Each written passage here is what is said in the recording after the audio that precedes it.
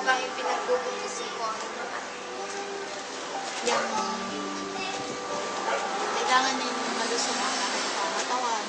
Tsaka dapat ay handa ako sa pagiging ina.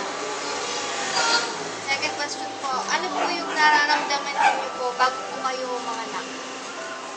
Bago ako manganak, kasi mahirap ako manganak, hindi yung normal ang aking panganak.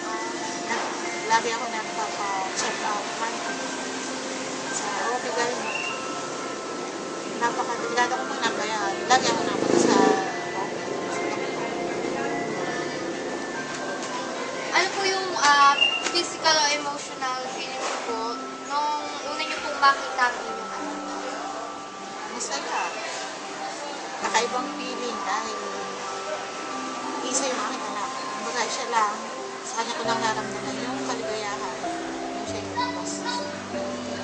Kahit siya ay kulang sa once, 8 months. Premature. Oo, premature.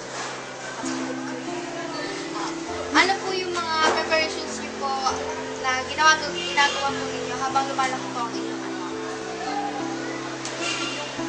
Nagsisikap kami ng kanyang ama para mabigyan siya ng edukasyon. Mabigyan siya ng kanyang mga gusto sa mga pangangailangan niya. Lahat ng pangangailangan niya. Pareho kami may trabaho kahit minsan siya kailangan kami magtrabaho. Naging satisfied po ba kayo sa kinalalabasan? Ayos naman, dahil medyo scared ng kaunti dahil nga nag-iisa. Wala naman siyang kapatid, wala naman siyang pakaw.